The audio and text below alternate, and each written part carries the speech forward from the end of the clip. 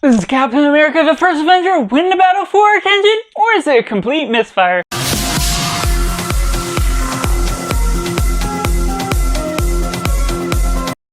Welcome to Cinema, where we focus on the film. I'm Josh, this is Simply Cinema. Let me know in the comments below what you think of Captain America The First Avenger. Was it good, bad, or somewhere right in the middle? Make sure to like this video and subscribe if you haven't already to join in the film culture community where we talk about the love of cinema as a whole. But going right into the synopsis, when a small and skinny Brooklyn boy, Steve Rogers, is rejected from joining the role several times, he's elected into doing the super serum experiments that enhances his body, gets him into fighting many opponents across many wars, but then leading into one big threat that could be a big fight for him. And going around in the process, I just genuinely enjoy the essence of war films, and what it leads into throughout the film goes about many bits and pieces that I can really enjoy, and just getting Steve Rogers as a character, one that is small, but just being able to have the heart to do great things, it's just inspiring by its own nature, and being able to keep getting up again and wanting to try time and time again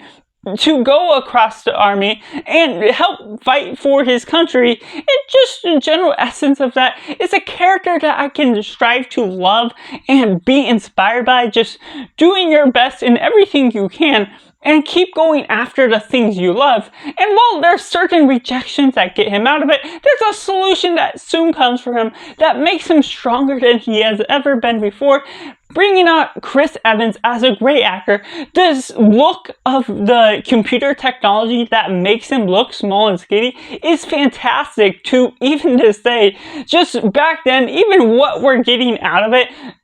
just pulls off something fantastic. There's certain outline to it that doesn't look perfect, but it's still something we could expect less out of, and so just what they pull off for that time was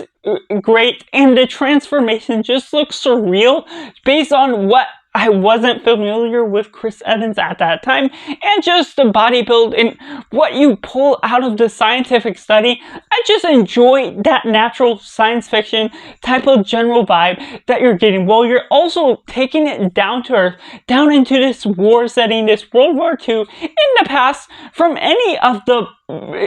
Avengers timeline, taking it based on its own story, becoming the first Avenger, and basing it all in the past in a general play that becomes so prominent for the essence of how you're building up Captain America as a character, and just what we get from all these characters, Steve Rogers and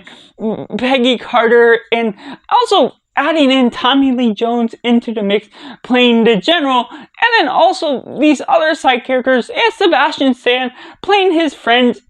Bucky Barnes. And while we don't get as much in this film from him, as we don't know generally where he is going, his friendship clicks fairly smooth into the movie. The chemistry makes sense for how they introduce his character and how they play him into the story later on of this film, and then especially later on in the following movies. But generally, for this movie as a whole, it plays into a great war montage that brings out excellent performances, some great essence to the down-to-earth setting, while bringing out the war and this 1940s style vibe, especially out of the look at Brooklyn and Queens, and general essences to other places that really brings us back in time, makes it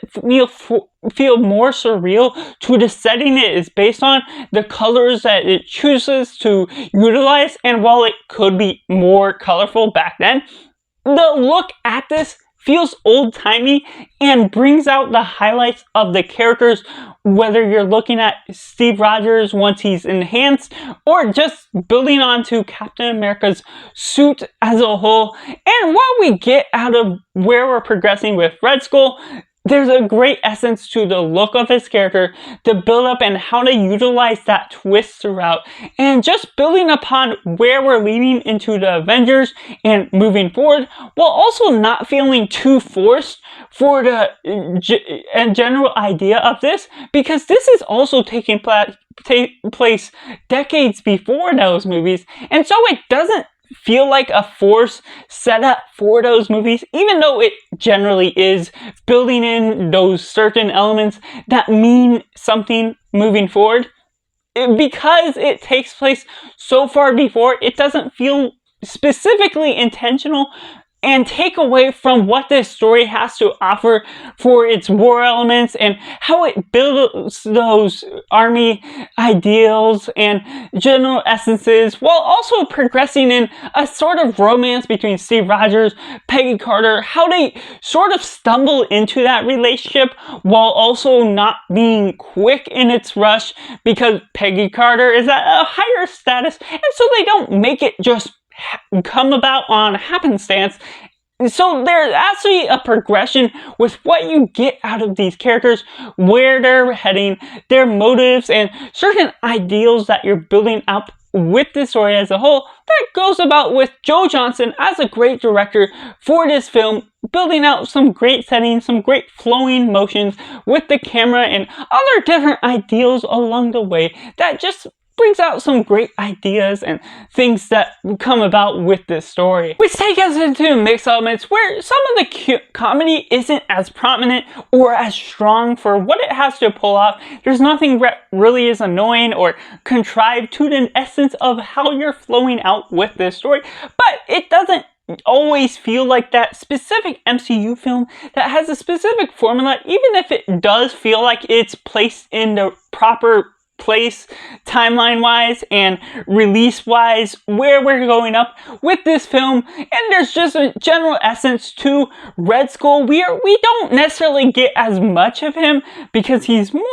revealed in the latter half and the third act of the movie. That feels a little less to what we're getting out of knowing who he is, outside of just being a man with a mask that's hiding himself, because they're building up this reveal. But once you're rewatching it, it becomes less impactful with certain essence of where you're going with the script and what you're getting with certain characters, certain side characters. We don't get to care as much about the general, certain other military things, because they're grouped as a unison, as a character that builds up something that sort of fits the story. It doesn't totally take a drawback from what I can enjoy out of that and what I generally enjoy from war movies as a whole. And obviously this isn't the typical war movie, so I'm not trying to get or expect that out of it, because it's having Captain America, but it still utilizes those elements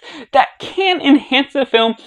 but not fully go in on where it's going with the general montages that can brush over things a little bit too much. And there's certain themes throughout where once you're getting multiple different things that aren't necessarily convoluted, but don't feel full force with what it's trying to speak to the audience as a whole, which takes us right into the negatives, where with what I was saying, there's too much with what it's trying to do with its structure that it probably feels imbalanced with having this first act where you're getting Steve Rogers when he's small, trying to build up himself and get into the war, and then the middle act is sort of this montage stage trying to really build himself up from being just this show icon to actually being a soldier within the war. That leads into a bunch of different montages, and what that all brings out takes away from the general essence of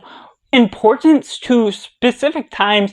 adds some not necessarily cheats to how we're building up the character progression, because we're not building a relationship between him and the soldiers directly, and we're not establishing him and getting closer to Bucky Barnes or him getting closer to another character. It just feels not filler-like, because you're understanding the general essence you're getting from Act 1 to Act 3, but it feels absent of a lot of substance based on the fact that we can't narrow in our focus on everything we're getting. And so where this becomes a little mixed and convoluted is the essence of having this all packed into one film, just giving the whole origin story of Captain America in one movie. That it feels like it could have a lot more war stories, but unfortunately we're kind of in a rush, and while it's packed in compactly in a sense that does its job properly, it still always feels like there's not enough to the story as a whole, especially with what I talked with the Red Skull character, how we're building up to him, and then things go about where we just don't get as much out of certain characters, or the dynamic between Captain America and Red Skull, or Captain America and some of these other characters that could mean a bit more,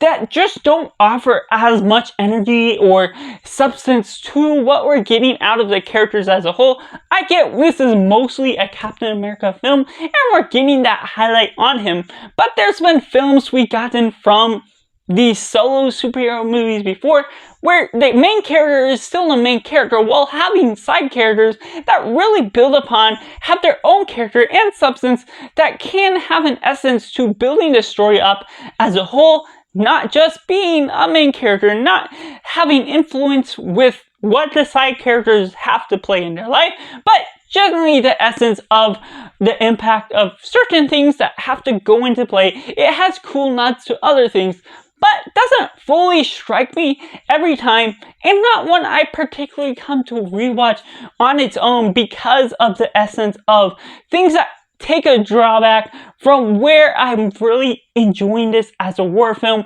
once this is taken on through its montages and not going about huge highlights that should be taking a toll on this movie that builds Captain America deeper as a character as a whole. And so therefore I have to rate Captain America The First Avenger a simply 6 out of 10. Let me know down in the comments below what you think of Captain America The First Avenger. Was it good? Was it bad? Or somewhere right in the middle? Make sure to like this video if you enjoyed, subscribe, and are ready to join in film culture community where we talk about a lot of cinema as a whole, and I'm reviewing all 33 MCU movies leading up to Deadpool and Wolverine, the 34th movie. So that's just all, and make sure to do yourself a favor and go watch a movie.